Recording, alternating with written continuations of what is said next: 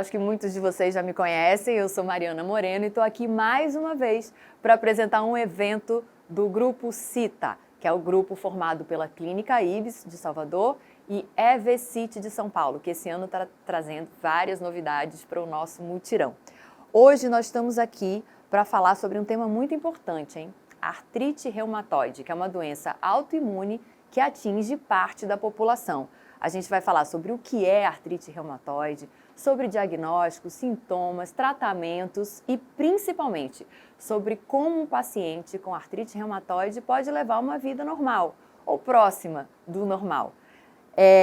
Bom, para começar esse evento de hoje, eu vou chamar a doutora Emanuela Pimenta, que é CEO do Grupo CITA e que vai explicar para a gente o que é artrite reumatoide. Na sequência, a gente vai ter uma série de bate-papos e de palestras com a doutora Viviane, com o doutor Rafael, que são reumatologistas da Clínica Ibis. Na sequência, a gente vai ter a Andréa Burgos, que é nutricionista e que também sempre está aqui com a gente nos eventos da Clínica Ibis e que vai falar sobre a importância da alimentação para os portadores da artrite reumatoide.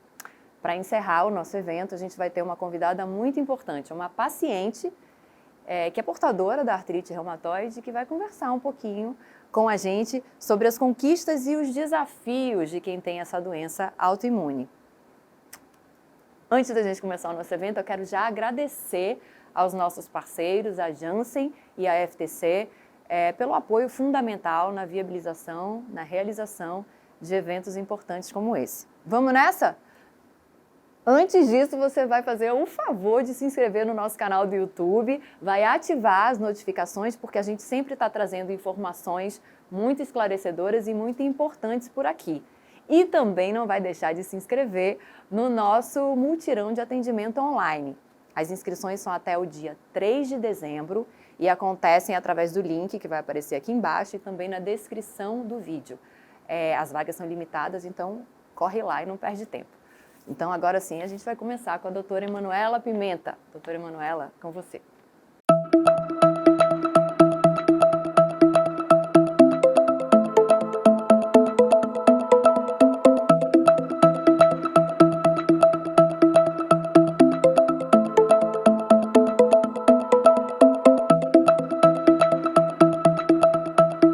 Olá, olha nós mais uma vez aqui. Obrigado, Mari, mais uma vez. Hoje estamos fazendo, dando continuidade à nossa série de mutirões. A gente já vem com histórico de mutirões já há algum tempo, E o principal objetivo é a gente tornar acessível a reumatologia para a nossa comunidade, para as pessoas que não têm acesso, que não têm informação, Mas hoje é um dia especial porque é o primeiro mutirão de artrite reumatoide. A gente nunca fez de artrite reumatoide, a gente já fez de psoríase, a gente já fez de artrite psoriática, de espondilite, mas esse é o primeiro de artrite reumatoide. Uma doença que é a doença mais prevalente da reumatologia, posso dizer, das colaginosas, que a gente chama as doenças que são mediadas por anticorpos, E que é bastante prevalente, que tem muita gente que não tem acesso ao médico, que não tem diagnóstico, que tem aquela dor que você não sabe o que é e que nunca chegou porque, assim, não liga o sinal, de alerta que aquilo pode ser uma doença e fica anos quando vê a articulação já está danificada.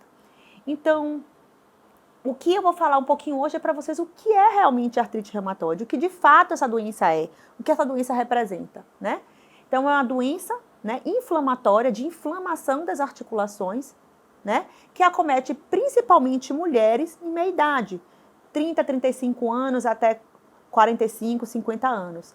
É essa faixa etária que essa doença acomete. Podendo ter pessoas com idades menores ou maiores, isso não exclui, e como temos homens que podem ter essa doença, mas não é o mais comum, Então, essa doença, ela inflama principalmente pequenas e grandes articulações, sendo as articulações mais comuns as mãos, E quais articulações da mão? Não são todas. Então, a articulação da mão, Essas aqui, que são as metacarpofalangianas, que a gente chama, essas que são interfalangianas proximais e os punhos. Essa aqui, que são as interfalangianas distais, mais da pontinha do dedo, Então, elas são mais acometidas pela psoríase, artrite psoriásica, artrose, mas da artrite reumatoide. E aí, como eu falei agora de artrose, aí vinha aquela pergunta frequente do paciente no consultório, né, nos ambulatórios, fala assim, doutora, qual a diferença entre artrite e artrose? Né? Eu tenho artrose ou tenho artrite? É sempre a pergunta que se faz. A artrose, ela pode acontecer por si só, por um processo degenerativo, um processo que é inerente, a gente vai envelhecendo, os ossos, as cartilagens, ela também envelhece, a gente perde por conta do desgaste, má postura, né? E pode ser por um processo, pode acontecer de forma mais precoce, né? Quando você tem uma artrite, que aí você inflamou, você perde cartilagem, você desgasta osso e você tem um contato do osso com o osso sem mais a cartilagem junto. Então isso é uma artrose. E as articulações elas podem fundir, ela tem um processo severo, né, de anquilose articular que a gente chama. E aí, doutora, mas eu tenho outras articulações que pode acometer? Sim, tem.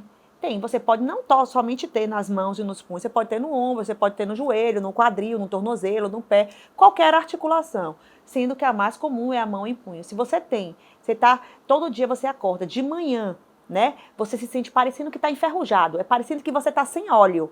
Isso chama-se rigidez matinal. Isso é maior que 1 hora. Isso a gente tem que valorizar. Não pode dizer, não, a gente acorda indisposta, fico toda endurecida, enrijecida. Durante o dia vai melhorando. Isso é uma coisa importante. Você precisa dizer para o seu médico, porque isso pode ser um sinal precoce, né? Então, hoje, a gente tenta diagnosticar essa doença da forma mais precoce possível. Porque tempo é articulação. Então, quanto mais rápido você tratar os sintomas dessa doença, você vai ter menor desgaste dessa articulação. E com isso, você vai tratar e os pacientes não vão ter sequelas que várias pessoas têm. Hoje em dia é muito difícil a gente ver aquelas pessoas com as mãos todas tortas, os joelhos todos tortos, porque a gente tem tratamento. Hoje a gente tem reabilitação na nossa mão, a gente tem tratamentos que estão disponíveis não só na rede privada, mas também no SUS. O SUS ele tem uma gama, tudo que eu tenho hoje no privado, eu tenho no SUS para oferecer de tratamento para os doentes. Então, assim, hoje a gente não vê aquelas pessoas com as mãos tortas, né? Porque desgasta tanto que a mãozinha do paciente ele fica assim, né? Perde a cartilagem e vai desviando, isso que a gente chama de desvio ulnar. Então a gente pode ter acometimento não só de articulação, a gente pode ter acometimento também de coração, a gente pode ter acometimento de pulmão, fazer uma fibrose pulmonar, a gente pode ter no coração derrame pleural, derrame pericárdico, entre outros acometimentos, né? A gente pode ter acometimento renal, a gente pode ter uma inflamaçãozinha no olho. Então, a artrite reumatoide, ela não é só isso. Ela não é só articulação. E quando você fala em articulação, você pensa em quê? Você fala assim, o que é que eu posso ter na minha articulação? Dor, né? Calor, é articulação um pouquinho quente, um pouquinho inchada, quando a gente tem edema, a gente tem líquido dentro da articulação, né? Então, dor, calor, edema, né? Inchaço dessa articulação, então tem que ficar atento. Muitas vezes os pacientes só sentem inicialmente lá atrás uma mulher jovem que trabalha pra caramba e que digita, não, meu dedo dói porque eu estou digitando. E aí não liga, não vai procurar. De manhã tá totalmente enrijecida, sente que essa mão ela tá difícil de pegar. Você vai tomar um café, vai cortar uma maçã, vai descascar uma fruta, você sente que você não tem a mesma habilidade de manhã. Isso precisa ser valorizado. Então, e ficar atento, porque você pode impedir que você tenha qualquer sequela. Como eu disse no instante, tempo é articulação. Quanto mais cedo tratar, menos sequela eu vou ter uma vida normal, como se eu não tivesse a doença. Só vou lembrar que eu tenho a doença quando eu vou tomar a medicação. Naquele momento que eu tenho que tomar o remédio, eu lembro que eu tenho aquela doença. Senão, eu não lembro. Então, pensar que a artrite reumatoide é uma doença sistêmica, é uma doença do corpo todo. Ela não é uma doença só da articulação. E se eu trato essa doença precoce, eu vou evitar que eu não tenha danos nem nas articulações, nem nos meus órgãos internos. Porque você previne, imagine, você vai deixando, e depois quando você começa a ter uma falta de ar, que você descobrir uma fibrose pulmonar que já é irreversível, você vai se atentar que você está o tempo inteiro, há 4 ou 5 anos, com edema na articulação e que você não procurou o médico. Por quê? Por que ela é uma doença sistêmica? Ela é causada por autoanticorpos, anticorpos produzidos no nosso próprio sistema imunológico. Então, ele vai lá e ele tem predisposição por alguns tipos de tecidos. Então, ele vai lá e, em vez dele defender contra a doença, ele vai criando uma doença porque ele entende que aquele órgão ali, aquele tecido é doente. É como se ele estivesse combatendo um vírus. E ele vai para a cartilagem e faz isso também. E cria dentro da cartilagem o que a gente chama de panos. Né? Ele inflama, inflama, inflama, inflama. E aí vai ficando inchado, inchado, inchado, cheio de líquido. Certo? Vermelho. Quando a gente toma uma picada de um inseto, tem uma feridinha, a gente não fica vermelho, fica inchado, fica saindo líquido. Tudo isso acontece dentro da articulação. Só que quando você tem uma ferida, você sai o líquido, mas ele vai para gás, ele vai para o curativo. E aqui na articulação, não. Ele fica dentro dela. Então, ela aumenta de volume, ela vai crescendo, ela vai ficando maior, ela fica vermelha, ela sente dor. Isso é o que o médico chama de sinais flogísticos. Dor, calor, rubor e edema. Dor, calor, está quente, rubor, vermelhidão e edema é líquido, é inchaço.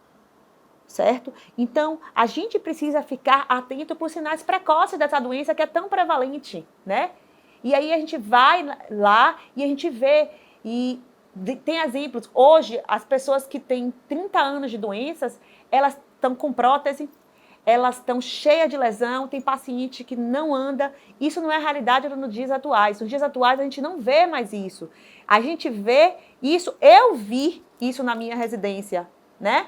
Mas os médicos que estão formados agora provavelmente não verão tanto como eu já vi, como os médicos que me antecederam, reumatologistas, viram.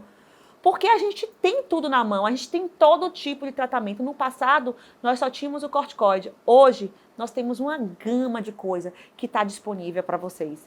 Vocês têm tudo para tratar, vocês têm tudo para ter uma qualidade de vida e para ninguém nem saber, se vocês não quiserem que saibam dessa doença. Porque, assim, ela não é uma doença invisível, ela é uma doença que mostra que ela está ali, ela está dando sinais, ela está dando um alerta, ela está, ó, piscando, piscando, você vê, você acorda com a juntinha inchada, doendo, você só precisa ligar e marcar o médico. Seja ele no Sistema Único de Saúde, né, que é mais difícil, mas a gente está tornando na Bahia, né, a reumatologia mais acessível. Nos outros estados a gente já tem, São Paulo, Rio, a gente já tem simplesmente uns ambulatórios de SUS com mais acesso ao doente, e no privado nem se fala, né? Seja no convênio, seja num particular, enfim, a gente tem acesso hoje, né? Então, o mutirão vem para a gente tentar despertar em você que está aí do outro lado vendo a gente, que você pode ter, ou você conhecer alguém que chega para você no trabalho e diz: poxa, fulana, poxa, Manuela, todo dia eu acordo com essa junta inchada. E você diz assim: você já foi procurar o reumatologista? O médico que vê isso é o reumatologista. E você sabia que isso pode ser, muitas vezes o paciente chega para a gente no consultório que foi de uma conversa informal com algum colega que diz assim: ah, na minha família tem alguém, ah, eu conheço uma pessoa que tem alguém, ela começou a doença assim. Então, você entender realmente o que é que pode ter essa doença, né? Que ela é uma doença que inflama de fato, que você vê nas articulações, mas você não vê quando ela está lá dentro. Então, você precisa tratar ela, né? O mais comum é apenas o acometimento articular, mas ela pode ter uma gama de coisas. Então, a gente precisa tratar você, né? Seu sistema imune fica desregulado com essa chuva de anticorpos dentro de você, e o que você precisa fazer apenas é arrumar a casa. É procurar um reumatologista, né? Dentro desses sinais e sintomas que a gente pode ter, né? E tratar, e organizar essa casa, para que você não tenha sequela, para que você não tenha nada que você olhe e você diga que você tem a doença. Porque quando a doença, ela degenera, quando ela estraga a articulação, você vai ter o quê? Você vai ter uma perninha torta, que você tem que colocar uma prótese, é uma mão que precisa fazer a cirurgia torta, é um olho que vive inflamado, certo? Então, tem várias coisas que a gente pode evitar. Então, tempo é articulação. Vamos correr atrás do diagnóstico. Se você sente qualquer coisa, desde que seja articular, que você sente dor, procure um especialista. Se você está achando que é uma coisa pontual, que você acha que é de ortopedista, eu tomei uma queda, eu tive um trauma, procure um ortopedista. Mas se você tem alguma coisa que te acompanha todos os dias, que você acorda, dorme e acorda com essa dor, com este inchaço, isso acontece com frequência, procure um reumatologista. Se não for, com certeza ele vai te encaminhar para o profissional adequado, ele vai te investigar, do fio do cabelo até o dedão do pé, porque a gente que é reumatologista é assim, certo? Então a gente investiga você e lhe encaminha e lhe orienta, né? O importante é você se cuidar, né? Saúde hoje, a gente precisa cuidar da saúde, né? Eu acho que hoje tratar de um ponto de vista realmente geral, eu acho que nutrição, atividade física, tudo isso faz parte disso, né? Então, tratar, dar o diagnóstico precoce, entender o que é a doença, e o trabalho da gente aqui é exatamente esse, conscientizar você. Você entender que, sendo eu ou sendo qualquer pessoa próxima a mim, que esteja do meu lado, eu vou saber dizer que pelo menos pode ser isso e te orientar uma pessoa a procurar um reumatologista, né?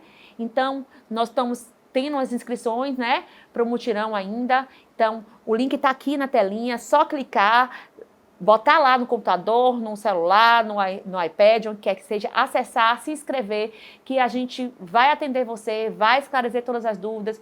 E se realmente tiver alguma patologia, né, autoimune, seja ela, pode ser artrite reumatoide, mas pode ser qualquer outra coisa, a gente vai acolher você. E não se esqueça de se inscrever no link aqui na telinha, no canal da Clínica Ibis. Nós estamos esperando você que não tem acesso à reumatologia, ou você que tem alguma dúvida, que quer ouvir uma segunda opinião, enfim.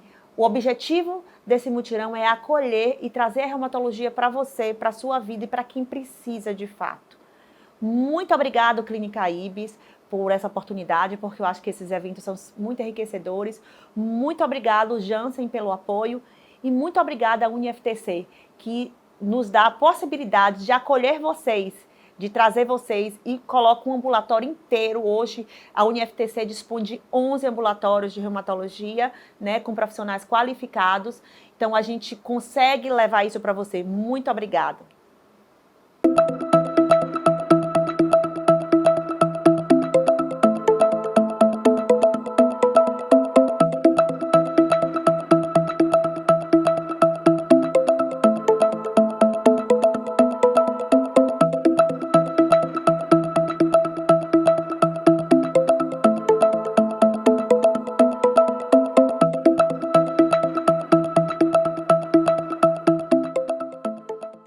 Muito obrigada, doutora Emanuela. É sempre esclarecedor ouvir vocês e entender, né, um pouco mais sobre essas doenças autoimunes, as doenças que estão presentes em grande parte da população, e muitas das vezes a gente nem sabe, né, a gente nem identifica. Bom, agora que a gente já sabe o que é artrite reumatoide, a gente vai escutar o Dr. Rafael de Carvalho. Ele é reumatologista, é diretor médico da Clínica Ibis e vai explicar para a gente como é possível um paciente de artrite reumatoide ter uma vida normal, ou próxima do normal, e ter qualidade de vida. Dr. Rafael.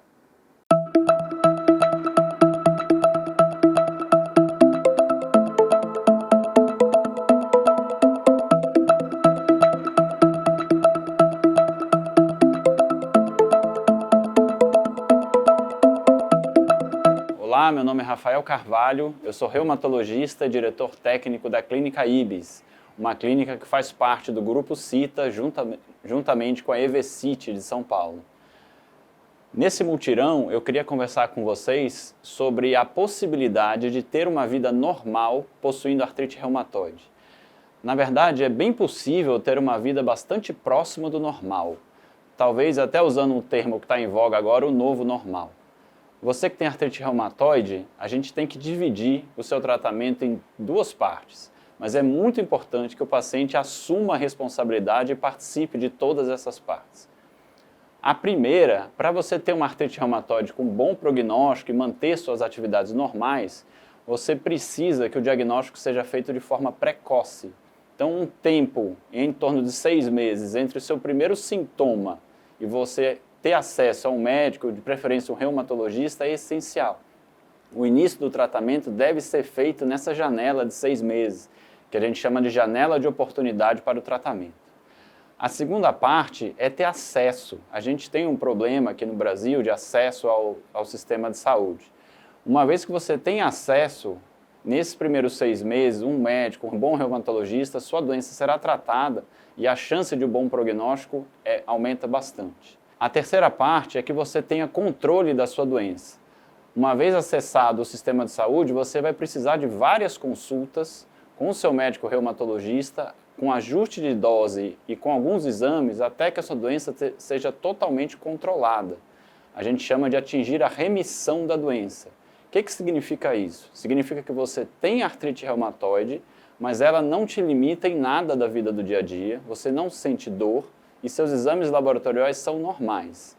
Você atinge isso às custas de remédio, talvez até com doses altas, mas esse é o objetivo do nosso tratamento.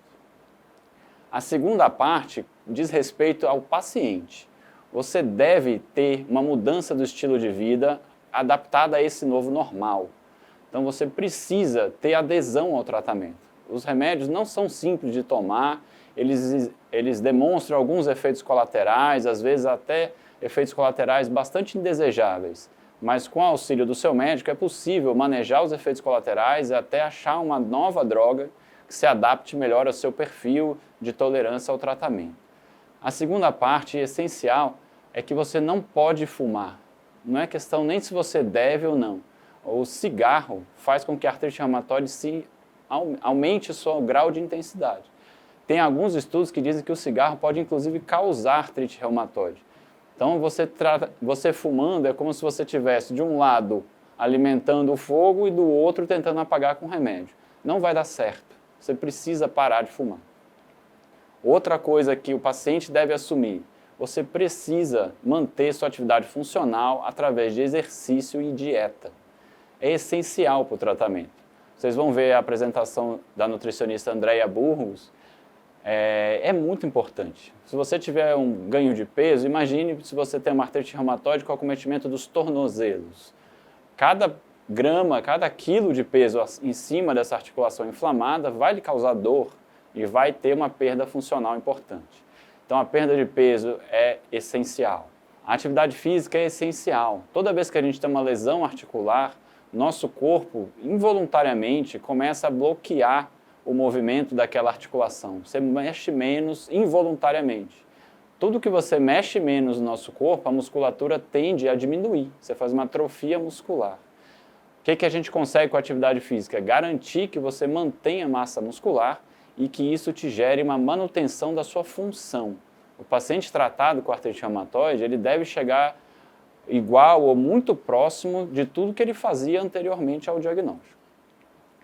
A outra parte do tratamento é essencial. A gente tem dois tipos, basicamente, de tratamento. Existem as medicações que a gente chama de droga modificadora de doença sintética. O mais conhecido é o metotrexato, é a droga âncora do tratamento dessa doença. Então, todo o tratamento começa com ela, caso o paciente não tenha uma contraindicação formal. Essa dose dessa medicação vai sendo ajustada até uma dose tolerada máxima, que isso dá em torno de 10 comprimidos por semana, baseado no exame e nas consultas periódicas que você vai fazer com o seu reumatologista. Caso você tenha falha ao tratamento sintético, a gente pode ainda associar outras drogas sintéticas, como a leflunomida, e na falha a esse tratamento convencional sintético, a gente passaria para as medicações biológicas. São medicações venosas ou subcutâneas, mais recentes, que você deve tomar uma série de cuidados antes de iniciar o tratamento, mas com uma resposta muito boa nos casos refratários. Lembrando, se você tiver um diagnóstico precoce e foi tratado de forma correta, é muito provável que você nem precise chegar no tratamento biológico. A gente tem alguns dados que até 70% das pessoas já ficam boa com o primeiro tratamento. Metotrexato via oral, atividade física e um bom atendimento e periodicidade de exames. Então, assim, caso você chegue a necessitar de tratamento biológico, não significa que sua doença é muito pior, que você vai mal. O tratamento biológico é uma nova esperança de tratamento para artrite reumatoide. Os pacientes conseguem recuperar a função e voltar a ter uma vida muito próxima do normal. Qual que é o problema? São medicações que mexem mais ainda com a imunidade, então você tem um risco infeccioso maior, então você precisa manter um acompanhamento ainda mais frequente com o seu médico. A gente estipula em torno de 3 em 3 meses, você deve ser visto. Mesmo que você não esteja sentindo nada, é importante que faça exame e seja visto pelo seu médico. Os tratamentos biológicos, eles são uma revolução no tratamento da artrite reumatoide e vieram para ficar. E a gente tem um desenvolvimento da indústria farmacêutica de uma velocidade incrível. com novos tratamentos surgindo com um período muito curto. Então, só nesse ano a gente já teve lançamento de novos medicamentos. Eu recebi uma pergunta aqui agora sobre o sistema público de saúde, se o tratamento para artrite reumatoide é disponibilizado ou não no sistema público de saúde. A gente tem aqui no Brasil uma grande vantagem, que é o SUS. O SUS disponibiliza todos os tratamentos que existem para artrite reumatoide no mundo. É um dos únicos países do planeta que isso acontece.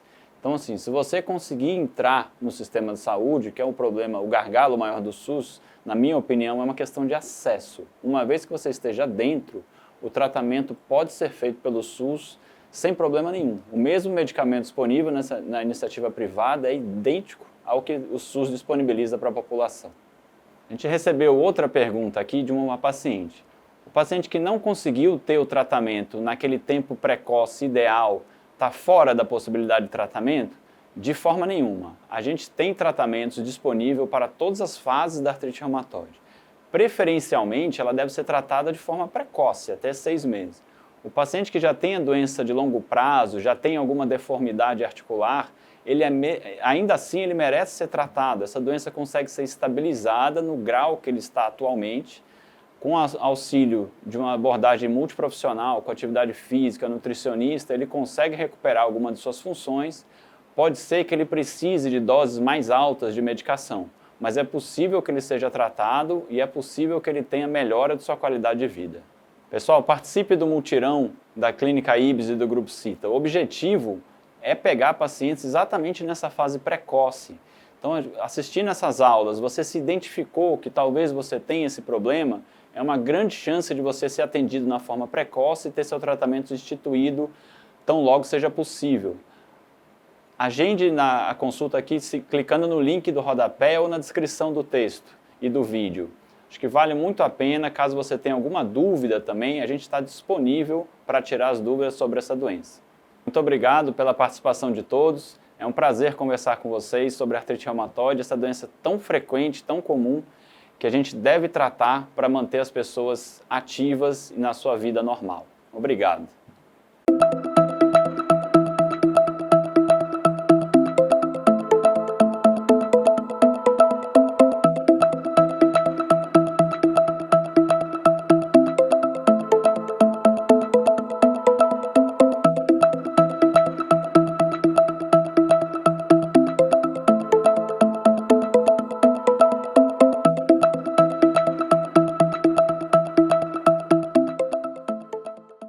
Muito obrigada, Dr. Rafael. É sempre bom saber que os pacientes com artrite reumatoide têm hoje à sua disposição tratamentos, novas terapias para que tenham uma vida normal ou próxima do normal.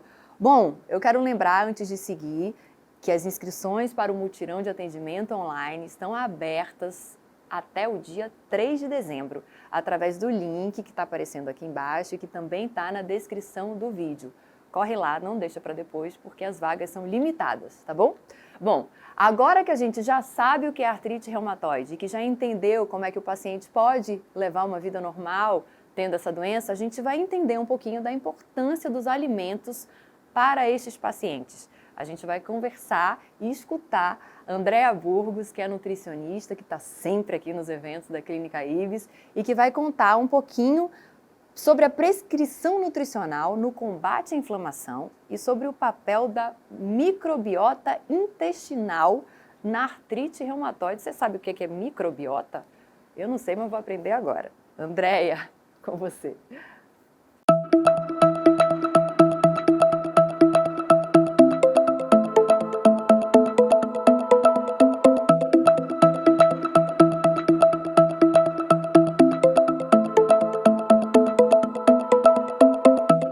Olá, gente! Hoje vamos falar de um tema que é a microbiota e doença a artrite reumatoide, tá certo? Essa relação dessa microbiota com a patologia, muita gente desconhece. E no consultório, quando eu vou trazer esse assunto para o paciente, eles sempre me perguntam o que é a microbiota, né? A gente não pode falar dessa relação, né, microbiota e artrite reumatoide sem explicar o que é. A microbiota, as pessoas acham que é um conjunto de bactérias, Mas a gente não tem só bactérias no nosso organismo, temos também fungos e vírus. Então, o conjunto desses micro-organismos todos, que temos mais de 100 trilhões, né, e mais de 100 espécies diferentes, eles habitam no nosso corpo, boa parte deles no nosso intestino, só que eles vivem em equilíbrio. E esse conjunto desses micro-organismos a gente chama de microbiota. E nos últimos anos vem se fazendo muitos estudos acerca desta microbiota e essa relação com diversas doenças. E já é sabido, né, temos muitos estudos mostrando que há uma relação direta dessa microbiota e a nossa proteção, a nossa linha de defesa. A gente precisa pensar a microbiota como um exército que está ali trabalhando a nosso favor. Só que às vezes não. Vai depender do alimento que a gente disponibiliza para esses micro-organismos e eles vão responder à altura, se vão nos ajudar ou não. Porque dentre esses micro-organismos todos, né, dentro de toda essa população que habita em nós, tem algumas que a gente chama de gram-positivas, outras gram-negativas. Então as positivas, vocês já imaginam aí que elas estão a nosso favor, trabalhando em nosso benefício. Já as negativas, não. Então, a gente tem que entender que o que a gente ingere, que a gente se alimenta, a gente coloca nesse organismo diariamente, né? Tem pessoas que consomem 3 refeições por dia, outros consomem 5 refeições por dia, mas a todo momento que você está oferecendo o alimento para o seu organismo, essas bactérias, elas serão alimentadas. Então, primeiro, a gente precisa nutrir essas bactérias para que elas respondam a nosso favor. Só que a gente tem visto aí uma mudança muito séria em relação à qualidade dessa alimentação. A gente não consome mais alimentos in natura, e sim aqueles alimentos extremamente processados, embalagens, né, alimentos com aditivos, e isso está fazendo uma modificação muito séria na nossa microbiota. E sem essa linha de defesa que está ali controlando a entrada de bactérias, o crescimento de bactérias patogênicas, a entrada de vírus, isso vai deixando o nosso corpo extremamente suscetível, né? E esse processo desse desequilíbrio dessa microbiota a gente chama de disbiose intestinal. Então a disbiose é justamente essa desordem, esse desalinho causado por nós mesmos, de acordo com o que a gente se alimenta. Então imaginem vocês que o nosso intestino é a porta de entrada para tudo que é do meio externo. A gente tem um contato, a gente tem um território muito maior de contato com o meio exterior, maior do que a pele, né? Então a gente tem lá o intestino delgado, o intestino grosso. Se a gente for tirar toda a superfície absortiva e a gente esticasse mesmo esse intestino, daria para percorrer aí uma quadra de tênis, né? Ou até uma quadra de basquete. Então você tem uma superfície de contato com o meio exterior que você não percebe, né, que é tão grande assim, porque ele é todo enovelado, ele vem em ondas. Então essa barreira, essa parede intestinal, ela tem que estar íntegra. Imagine uma parede lisinha, com cimento, né, que faz o reboco, com aqueles tijolos todos juntinhos. O nosso intestino por dentro deveria e deve estar sempre assim, para não entrar nenhum invasor que a gente não queira que entre. Então, quando você tem essa parede intestinal danificada por aditivos alimentares, por excesso de bactérias patogênicas, por corantes, por excesso de açúcar, de gordura saturada, você vai ter uma lesão. Então, aquela parede que tinha os tijolos todos juntinhos, né, eu estou fazendo uma alusão aí com a parede, mas assim, são as células, os enterócitos que estão juntinhos, né, como se fossem tijolos, e se há uma abertura, qualquer deslize que aconteça, todo aquele conteúdo que está no intestino, parte dele pode passar para a corrente sanguínea. E isso vai superativar o sistema imunológico. Então, se tratando de doenças autoimunes, a gente não quer colocar mais lenha nessa fogueira. O que a gente precisa manter este equilíbrio aí desses micro-organismos presentes, que estão ali, e sem eles a gente não consegue sobreviver, porque eles estão realmente nos protegendo, produzindo vitaminas e minerais, inclusive, facilitando a entrada e a absorção de nutrientes.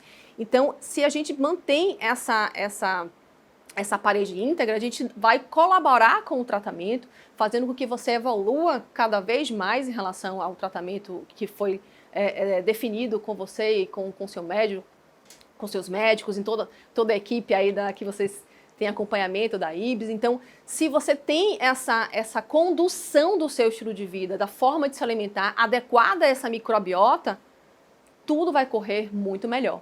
E ainda tem, gente, o que a gente chama de individualidade bioquímica. É o quê? Tem pessoas que têm uma alimentação aparentemente adequada, mas que para aquela pessoa, aquele determinado alimento está causando um processo inflamatório, porque a digestão, ela começa pela boca, né? Então você tem ali na saliva já imunoglobulinas, então o sistema imunológico já começa ali a ser ativado na salivação. Então, se você mastigar bem, corretamente, né, devagar, você já vai na saliva liberando essas imunoglobulinas e liberando também o fator de crescimento epitelial, que é uma substância que vai fazer a renovação das células, dos tijolinhos internos. Então, se você está ingerindo algum alimento que seu corpo não consegue processar bem, aquele alimento ele vai mal digerido para o intestino. E esse alimento mal digerido, que foi ali, passou da boca, foi para o estômago, não conseguiu digerir bem, ele vai para o intestino em pedaços longos. Imagine que um alimento, ele para ser absorvido, faz de conta que um alimento é um colar de pérolas, né? Que você tem que, o corpo ele tem que cortar aquelas pérolas porque ele só consegue absorver as bolinhas. Só que se esse colar de pérolas ele é muito grande, o corpo está fadigado, inflamado, não consegue cortar o suficiente para absorver, aqueles colares vão ter 4, 5 partes ainda, bolinhas inteiras, e você não vai conseguir absorver. E esses pedaços, eles ficam ali no intestino, gerando processo inflamatório. E aí aquelas células que eram para estar juntinhas, elas vão se separando. E aí a gente chama esse processo de hiperpermeabilidade intestinal, onde essas células elas se desconectam, estruturas que deixariam elas bem ligadinhas, né, que é o cimento, a gente chama ela de junções apertadas ou tight junctions, elas se desconectam e aí aquele conteúdo entra de forma indesejada no sistema sanguíneo, na corrente sanguínea, e aí o sistema imunológico ele vai ser super ativado. Então, essa condução dessa alimentação ela é fundamental no manejo e tratamento da sua patologia. E são coisas muito simples, a gente acaba complicando demais. Vamos descomplicar esse processo. O que seria essa alimentação? Alimentação cara, alimentação difícil? Não, mas ela precisa ser constante. Você precisa ter uma coerência, uma constância nessa modificação, para que você incorpore isso como um estilo de vida. Eu gosto de utilizar sempre uma regrinha que eu chamo de 90-10, onde 90% do seu tempo você está dedicado a essa alimentação adequada, que eu vou falar já já, e 10% com aquela inserção do denguinho, né? Que é aquele alimento conforto, que é aquela festinha, que você come o brigadeiro, que você come o bolo, o acarajé, enfim, que faz parte, né, da nossa rotina, não precisa ser absolutamente restrito, né, 100%, mas se 90% do tempo você consegue manter a linha, 10% você faz uma baguncinha, não tem problema, porque os nossos micro-organismos, eles conseguem se reorganizar. A cada 3, 4 dias, todo o conteúdo de células, eles são renovados. Então, a gente vai trocando essas células, vai renovando, e essa população de micro-organismos também vai se modificando. É tanto que nas fezes, quando você vai avaliar o conteúdo das nossas fezes, que pouca gente olha as fezes, eu faço a pergunta, como estão suas fezes? O paciente toma um susto, como assim? Eu dou de carne e nem olho, né? Não vejo a minha produção. Tem que ver a sua produção. As fezes, se a gente for dividir ela em 3 partes, 1/3 dela é de bactérias mortas, com 70% de água e 30% de bactérias mortas. O outro terço, 70% de água e 30% de células que foram danificadas e que foram trocadas. E a terça parte, 70% de água e 30% de fibras da alimentação que não foram digeridas e não era para ser mesmo, era para servir de alimento para essas bactérias. E você compõe umas fezes em formato de salsicha, né? Com formato bem inteiriço, sem estar quebrado, e elas têm que afundar, elas não podem boiar. Então é uma estratégia simples para você avaliar como está sua microbiota, é só olhar para o vaso antes de dar a descarga. Se está saindo solto, tem pedacinho, está ruim e você precisa procurar uma ajuda para fazer essa modulação intestinal, ok? Então, voltando agora para o ponto que a gente falou em relação à alimentação. Que alimentação é essa? Que alimentação simples é essa? Se a gente consegue, na nossa rotina, estabelecer 3 refeições, que são as 3 refeições principais, baseadas em frutas e verduras, você já está garantindo aí as fibras necessárias para alimentar essas bactérias. E não só esses micro-organismos, né, como todos, principalmente essas bactérias, essas gram-positivas que eu falei, e não só as fibras, mas os componentes que a gente chama, os compostos, os fitoativos, que alguns deles a gente funciona também como uma fibra. Então, alguns flavonoides presentes, por exemplo, na casca da uva. A gente está agora na época da jabuticaba, a nossa plantinha, né, daqui do nosso Nordeste. Então, tem jabuticaba para dar e vender. Então, aquela casca ali riquíssima em proantocianidinas, que são flavobióticos, são substâncias que vão servir de ração para esses micro-organismos do bem, né, maravilhosos. Então, se você pega essas 3 refeições, no seu café da manhã, por exemplo, você coloca ali 2 porções de fruta, 1 porção de fruta, você coloca uma aveia, né, o farelo de aveia riquíssimo em silício, riquíssimo em fibras solúveis que vão ajudar também nesse processo de fermentação, para fornecer alimento para a bactéria.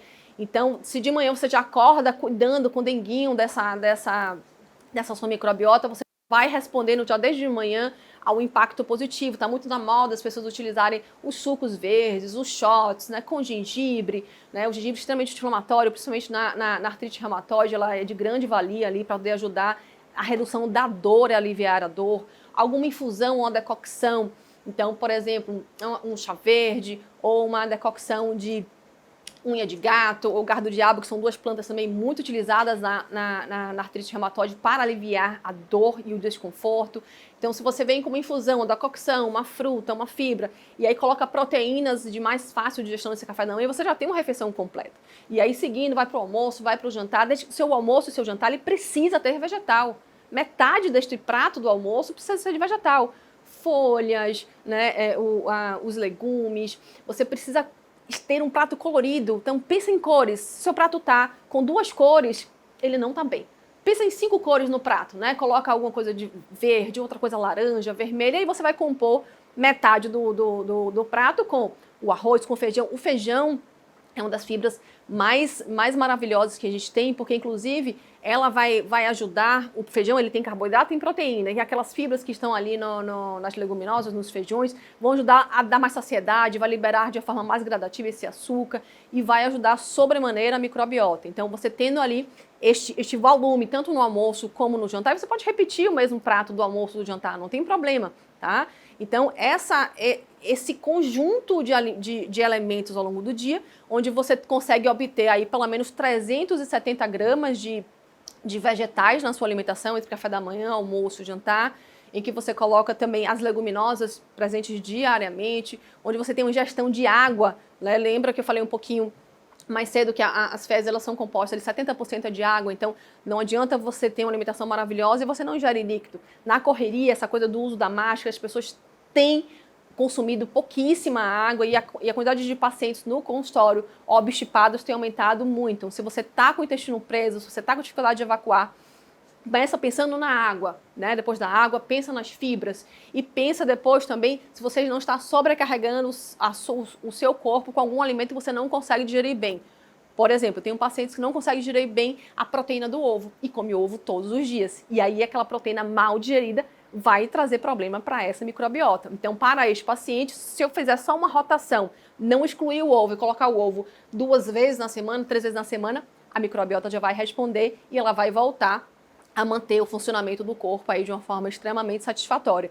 Então, são detalhes que a gente só pode conversar, né, em consultório para poder entender, ver como o seu corpo reage. Tem pacientes que reagem super mal à proteína presente no trigo, né, do pão, do bolo, do biscoito. Essa proteína que tem no trigo, chamado glúten. Então, para algumas pessoas, elas têm sensibilidade ao glúten, não é todo mundo que tem, mas para aqueles que têm, a gente precisa fazer também uma exclusão temporária para reorganizar, ou essa rotação já é suficiente. Mas o mais importante de tudo é você se observar. A clínica é soberana. A gente esquece que o corpo fala com a gente o tempo todo. Ele está sempre conversando através do quê? De sinais e sintomas. Né? Pense no bebê. O bebê não consegue se expressar, né, verbalmente, ele não sabe falar, ele vai falar muito tempo depois. Então, como é que o bebê mostra para os seus cuidadores, né, o seu pai, a sua mãe, que tem algo errado? Com o choro. Né? Então, o choro, os sinais e sintomas do nosso corpo é um choro, né, daquele bebê que não consegue se expressar. Então, ele vai se expressar em dor de cabeça, em fadiga, em cansaço. Então, a gente acaba se acostumando com esses sinais e sintomas e acha que é normal. Pode ser comum, mas não é normal. Né? O corpo foi feito para a gente desfrutar da arte do silêncio. Né? Os órgãos em silêncio são órgãos que estão funcionando plenamente. Se você percebe que tem o estômago, que você percebe que tem o intestino, que está gerando um desconforto, é porque aquele sistema está prejudicado, ele está lhe falando, olha, vamos lá, olha o que você está fazendo, olha o que você está trazendo, olha a sobrecarga que você tá construindo aí.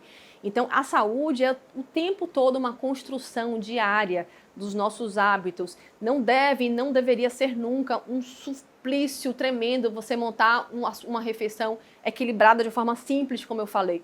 As pessoas tomam isso como dieta, e se você tomar isso como dieta, você vai pensar só numa saúde temporária. Não, eu fui lá, né, para fazer meu tratamento da artrite reumatoide, vou seguir tudo bonitinho, o tratamento que meu médico propôs, vou seguir a alimentação que a Nutri propôs para ficar bem. E depois que eu fico bem, que está tudo em equilíbrio, eu descarto tudo aquilo que eu modifiquei. E aí não faz sentido algum, né? Essas mudanças precisam ser incorporadas para que você traga essa fluidez, essa possibilidade de uma continuação, porque a gente quer saúde o tempo todo. Né? Então, a gente, pensando no corpo como se fosse um tripé, aqui estou vendo vários tripés, né? O corpo, a gente tem o corpo físico, mental ou espiritual. Nesse corpo físico, a alimentação, o atividade física e o sono, eles estão extremamente conectados. Né? Então, o sistema imunológico bacana, que não está sobrecarregado, ele depende dessa qualidade desse sono, da qualidade dessa alimentação e da qualidade de atividade física. Não tem como a gente pensar numa saúde, numa longevidade e no manejo da patologia com o corpo sedentário. Certo? Então, voltando aqui ao ponto dessa alimentação, né? Falei dos vegetais, falei das fibras dos farelos, e o outro componente muito bacana que a gente deve estar sempre pensando também são as oleaginosas, que são as castanhas. A gente tem semente de abóbora, a gente tem a castanha de caju, a castanha do Brasil. Elas vão trazer nutrientes importantes como o zinco, por exemplo, como o selênio, minerais fundamentais para manter essa integridade da mucosa. A gente não pode ter aquela alimentação que a gente retira. Eu tenho visto muito essa alimentação extremamente restritiva. As pessoas não comem mais fruta com medo de engordar, não comem mais feijão com medo de engordar, não comem mais arroz, e aí ficam com aquela alimentação extremamente proteica. E esse é um ponto que eu quero falar da sua alimentação. Sua alimentação não pode ser hiperproteica, ela não pode ter um exagero de proteínas, porque as bactérias gram-negativas, as ruins da história, elas se alimentam preferencialmente de proteínas mal digeridas. São as proteobactérias, e são elas, gente, que vai gerar toda uma cascata de substâncias pró-inflamatórias que vai deixar aquele ambiente extremamente inflamado e susceptível a deixar a sua patologia extremamente desenfreada. Então, uma quantidade de proteínas que seja suficiente para a manutenção da sua saúde é fundamental, mas sem o exagero. Então, eu vejo pacientes colocando no prato 200, 220 gramas de proteína. Ah, porque eu estou malhando, né? Preciso crescer. Não é assim que as coisas funcionam. Tem que ser de uma forma equilibrada. Então, essa busca por essa modulação intestinal, por esse equilíbrio, ele precisa ser constante. Uma vez que você tenha ido para uma festa, você faça um consumo de alimentos fora desse padrão, vai haver sim uma desordem, não tem como não acontecer, as bactérias elas se desorganizam, mas elas voltam para o eixo desde que você volte também. Então não dá para chegar no final de semana, como eu vejo muito paciente, já que sexta-feira eu já comecei no happy hour, eu já baguncei mesmo, eu vou terminar de bagunçar até domingo, né? Não façam isso, dá um sossego, dá um respiro, deixa esses micro-organismos se reorganizarem, voltarem para o prumo, voltarem para o eixo. Então quanto mais ferramentas a gente dá através dessa alimentação equilibrada, mais o seu tratamento vai responder.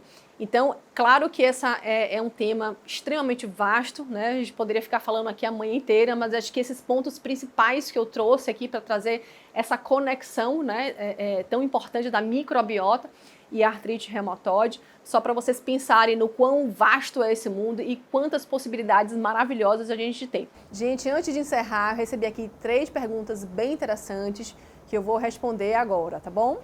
Recebi uma pergunta aqui super interessante, né? Sempre me questiono isso. Qual seria a alimentação, os alimentos importantes para o manejo da artrite reumatoide? Então, se a gente pensar na fisiopatologia da própria doença, então vai ter um processo inflamatório, né, intenso associado com dor, né? E essa inflamação, a gente precisa olhar para o intestino, porque é onde lá que começam todos os gatilhos para o processo inflamatório, né? A produção dos anticorpos vem daí, aquela entrada, como eu falei anteriormente, aquele intestino permeável faz com que alimentos entrem, pedaços, fragmentos proteicos entrem na corrente sanguínea e aí ativando todo o sistema imunológico, ativando sistemas substâncias pró-inflamatórias e piorando todo o quadro. Então, não tem como a gente pensar numa alimentação para artrite reumatoide sem pensar em intestino, sem pensar em microbiota. Então, as fibras, elas são fundamentais, a gente não pode abrir mão delas. Então, das frutas, das folhas, dos vegetais, e você pode comer das mais diversas formas. Se você não gosta dessa salada crua, você pode fazer quente, você pode utilizar em preparações. O que você não pode deixar é de consumir. Eu sei que na rotina do dia a dia, porque não é prático, porque compro fruta, estraga, bota na geladeira, acaba perdendo. Você está perdendo porque você não está comendo, né? Para começar. E outro que você acaba tendo essa rotina mais atribulada, deixa de consumir, e aí você vai piorando o seu quadro, e aí você vai tendo menos energia ainda. Então, a gente também sabe dessa relação do eixo do intestino-cérebro, então você vai ficando menos disposto. Então, não tem como a gente não pensar numa alimentação para essa patologia sem pensar em fibra, sem pensar uma alimentação diversa, rica em vegetais, nas 3 refeições principais. Então, café da manhã, almoço e jantar, ele precisa conter esses elementos fundamentais. Evitar o excesso de proteínas, aquelas dietas riquíssimas em excesso de proteína.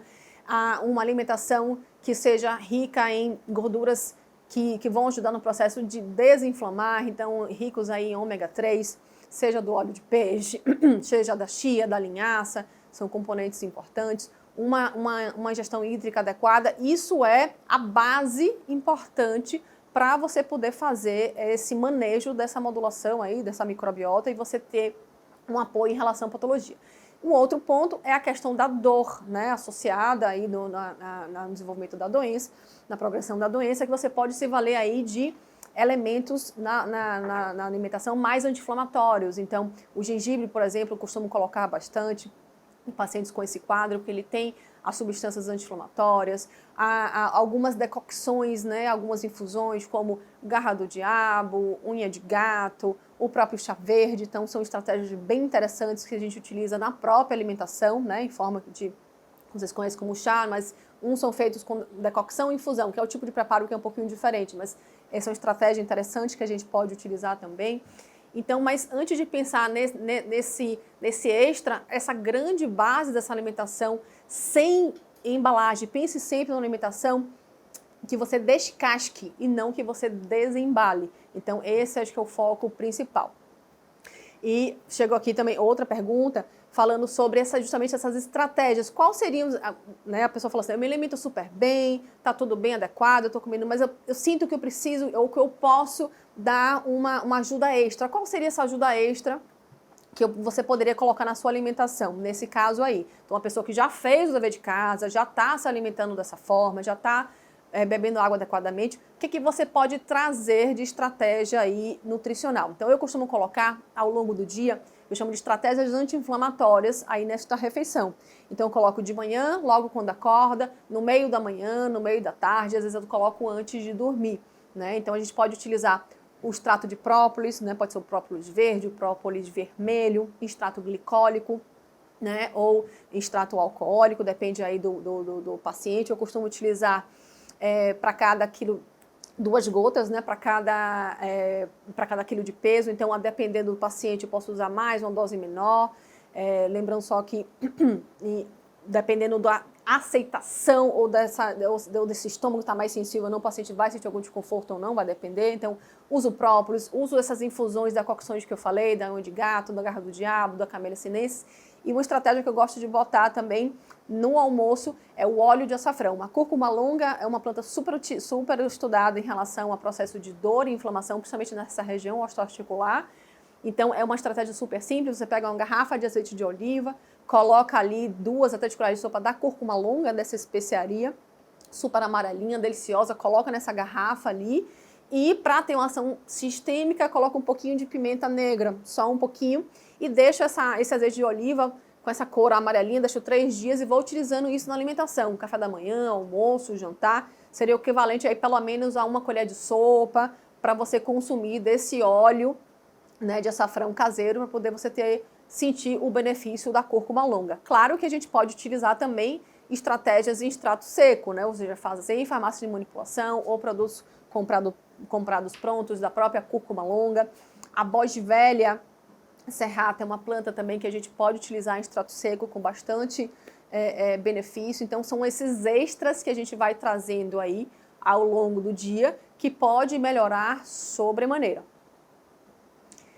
Outra pergunta que chegou aqui em relação ao glúten, né? Que já ouviu falar que o glúten piora muito a progressão da doença. Qual é essa relação aí do glúten com a artrite reumatoide?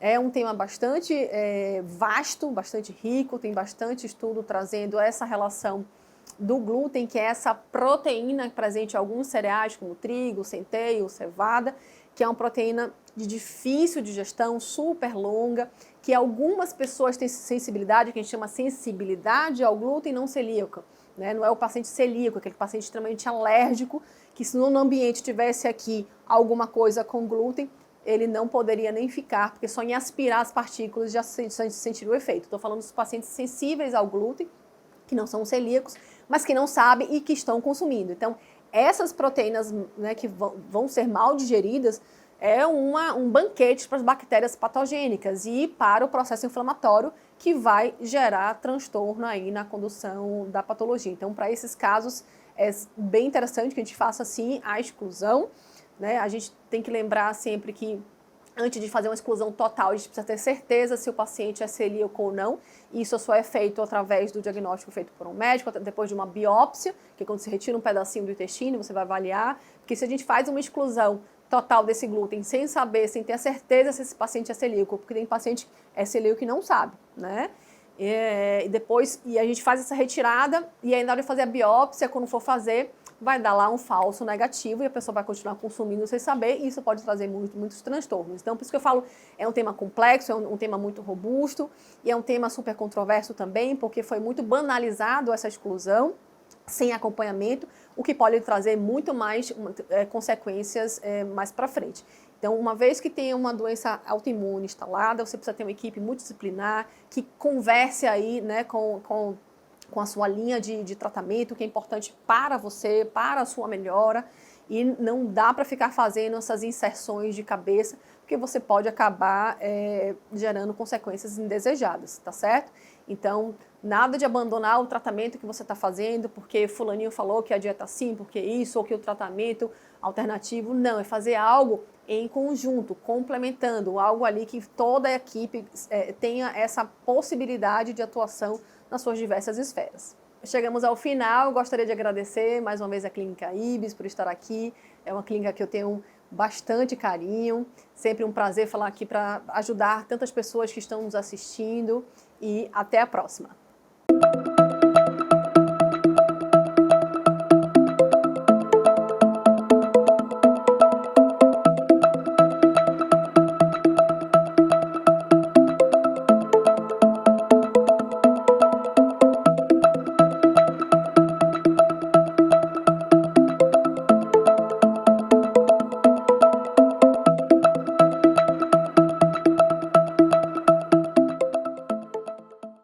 Muito bem, como é bom escutar a Andrea, né?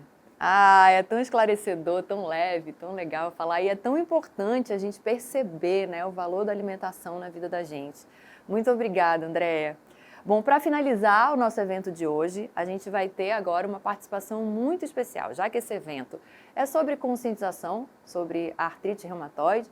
A gente já entendeu o que é, a gente já entendeu como é que o paciente pode levar uma vida próxima do normal, a gente já entendeu a importância da alimentação nisso tudo. Agora a gente vai ouvir quem realmente entende do assunto, né? Que é quem tem a doença. Porque a gente entende quem trata, mas é muito importante a gente também entender o lado de quem passa por isso e quem sofre com essa doença diariamente, né? Então a gente tem a alegria de receber aqui a Luciana Souza Santos, que é paciente portadora de artrite reumatoide, que vai bater um papo super legal com a doutora Viviane Machicado, que é reumatologista do Grupo Cita. Luciana, seja muito bem-vinda, é um prazer receber você e escutar o seu depoimento, importante de verdade. Vamos a ela, falando sobre as conquistas e os desafios do paciente com artrite reumatoide.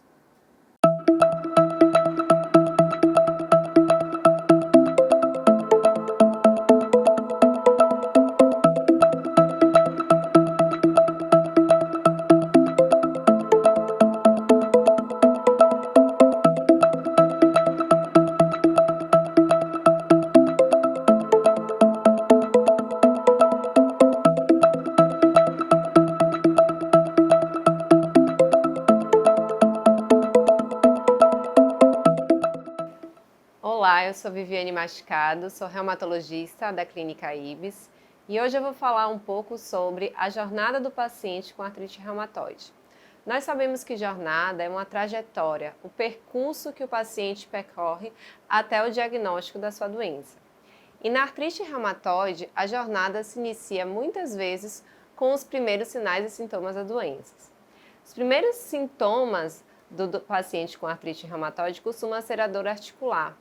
Aquela dor que lentamente, na maioria das vezes, começa a impactar sua qualidade de vida, limitando suas atividades diárias, seu trabalho, seus hábitos de vida. E nesse percurso, o paciente se vê muitas vezes com um diagnóstico que demora a acontecer. Então, nesse momento, se o paciente ele não tem o reconhecimento de um quadro clínico sugestivo de uma artrite reumatoide, ele pode percorrer diversos médicos até que o diagnóstico seja feito. Isso pode levar a um tempo maior e, consequentemente, uma progressão da doença, automedicação que pode mascarar o quadro clínico e, com isso, também fornecer um diagnóstico mais tardio. E o diagnóstico nem sempre é o fim da jornada desse paciente. A gente sabe que a partir do diagnóstico a gente precisa iniciar um tratamento correto. Um tratamento que precisa ser tanto do ponto de vista farmacológico, com a medicação correta, e muitas vezes com tratamento não farmacológico. Hoje a gente sabe que a jornada do paciente não precisa ser uma jornada solitária. O reumatologista, ele precisa liderar uma equipe multidisciplinar que vai ajudar o paciente a ter um retorno da sua qualidade de vida. E é muito importante que haja essa equipe multidisciplinar, formada por nutricionistas, fisioterapeutas, terapeutas ocupacionais, psicólogos, para ajudar na saúde mental desse paciente.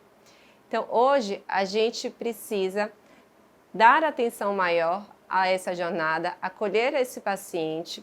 E muitas vezes a gente tem que fazer uma decisão compartilhada e, a partir desse momento, trazer informações com clareza e discutir sempre com o paciente a melhor forma do seu tratamento, trazendo informações sobre o que é a doença, qual o planejamento terapêutico, para que haja uma melhor relação médico-paciente e a gente possa dar um término dessa jornada, um final feliz.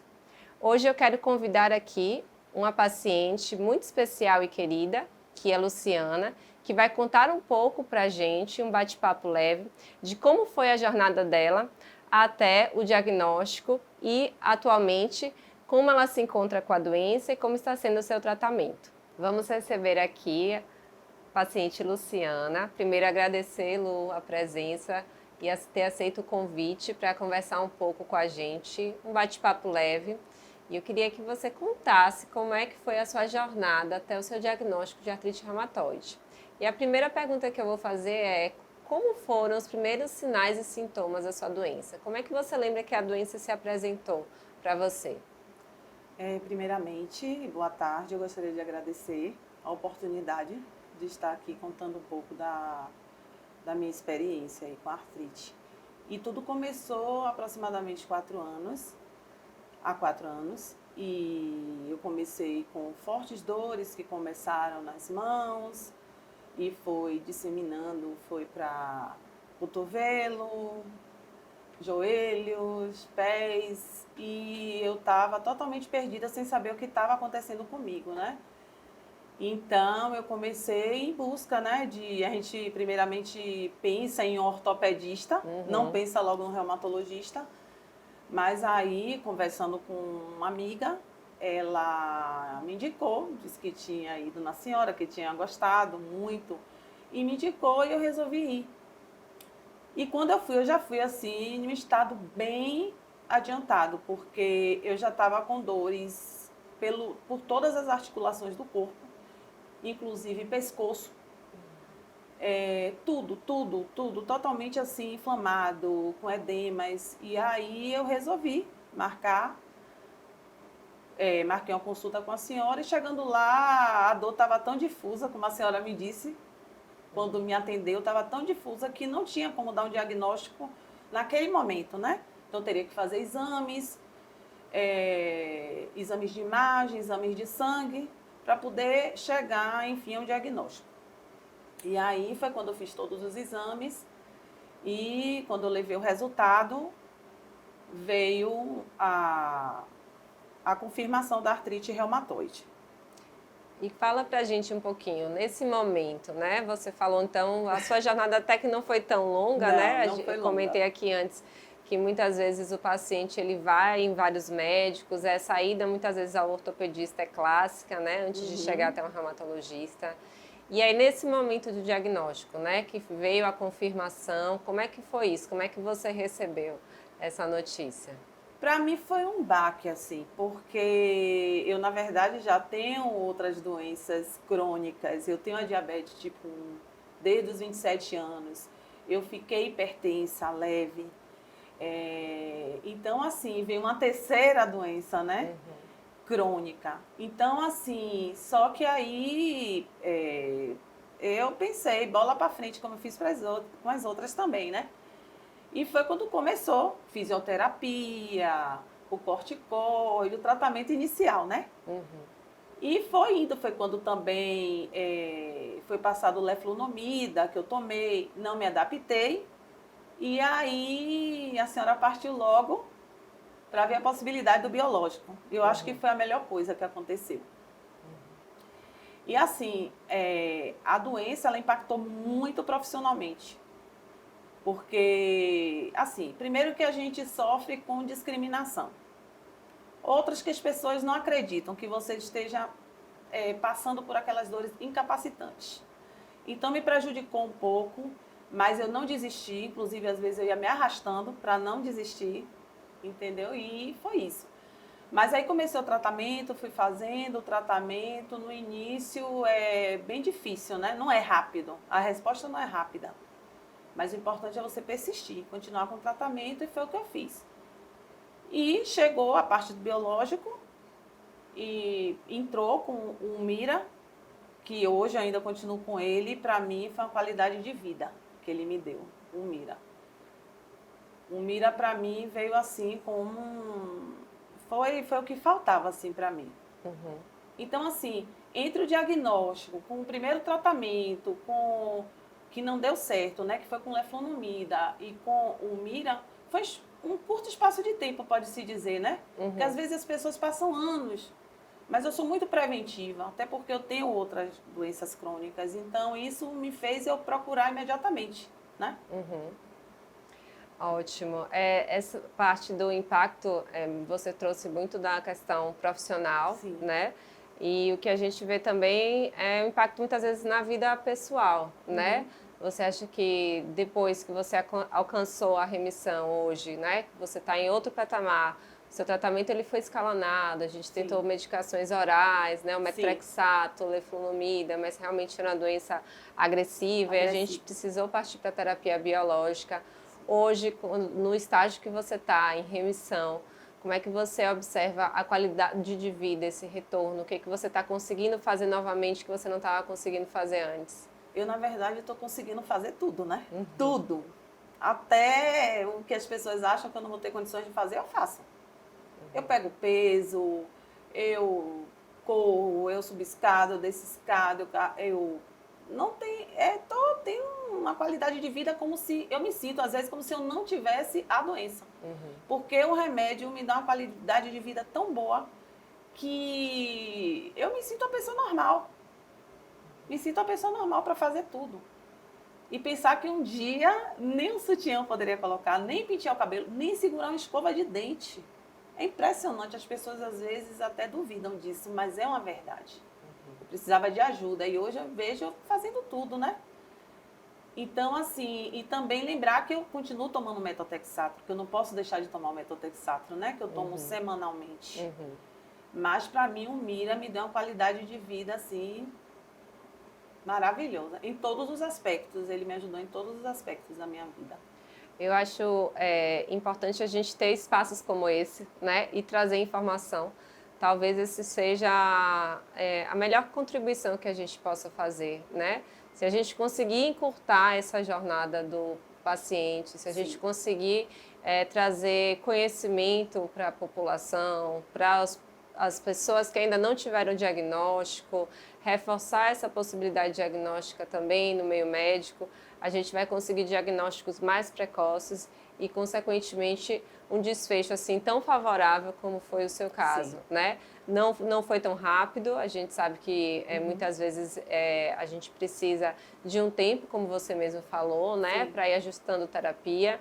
E existe, principalmente no contexto, muitas vezes, de sistema único de saúde, do sistema público, uma dificuldade também de acesso, um atraso em conseguir fazer os exames, em conseguir dar entrada na medicação, em conseguir que aquela medicação seja liberada. Então, isso tudo pode dificultar mais ainda o diagnóstico. Então, se a gente puder, a partir desse momento, desse seu relato, desse mutirão que a gente está fazendo, conseguir encurtar realmente essa jornada, eu acho que é um legado aí que a gente pode deixar e é o principal intuito aí desse mutirão. E aí eu quero agradecer mais uma vez a sua vinda, ao seu relato. Tenho certeza que vai ajudar muito aos pacientes e principalmente nesse relato de esperança, né? Sim. De que é realmente uma doença crônica, né? Uma doença autoimune, mas que tem tratamento. Sim. E que o médico e o paciente precisam andar ali de mãos dadas, sempre com diálogo, com a decisão compartilhada, que a gente consegue sim ter um final feliz. Né? É isso, eu gostaria de agradecer a senhora, a doutora Viviane. Para mim, a senhora apareceu na minha vida num momento assim que eu mais precisava. Andou de mãos dadas comigo, tem andado. Eu só tenho a agradecer mesmo, imensamente, porque eu não sei o que seria de mim sem a senhora. A senhora é uma médica assim, que a senhora se dedica muito ao paciente, nos acolhe assim com muito amor, tem uma empatia muito grande. Então, eu só tenho a agradecer, porque se não fosse a senhora, eu realmente não seria, eu não sei em que patamar eu estaria hoje da doença, como eu estaria hoje. Obrigada. Viu? Obrigada a você. Obrigada. Lembrando do nosso mutirão de artrite reumatoide, e que você pode se inscrever no link abaixo, as vagas são limitadas e a data de inscrição é até o dia 3 de dezembro, não percam.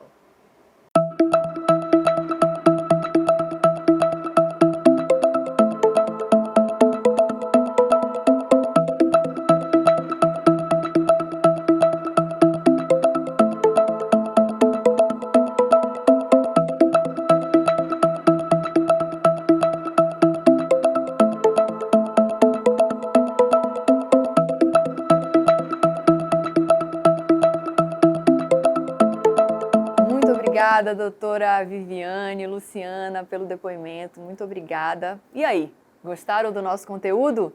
Então, aqui no nosso canal você sempre vai ter informações importantes sobre tratamentos, sobre dicas, sobre como melhorar a sua qualidade de vida, mesmo sendo portador de uma doença autoimune. Então, se inscreve aqui no canal, ativa as notificações para não perder nada do que a gente postar por aqui, tá certo? Quero lembrar também, falando em inscrições, que as nossas inscrições para o mutirão de atendimento online estão abertas até o dia 3 de dezembro. Então, você acessa esse link que está aparecendo aqui embaixo, que está também na descrição do vídeo, e corre lá, porque as vagas são limitadas. Quero agradecer novamente aos nossos apoiadores, a Janssen e a FTC, pela parceria na realização de eventos importantes como esse. Quero agradecer a você que acompanhou a gente até aqui e te dar um tchau e dizer que já já a gente se vê. Até breve!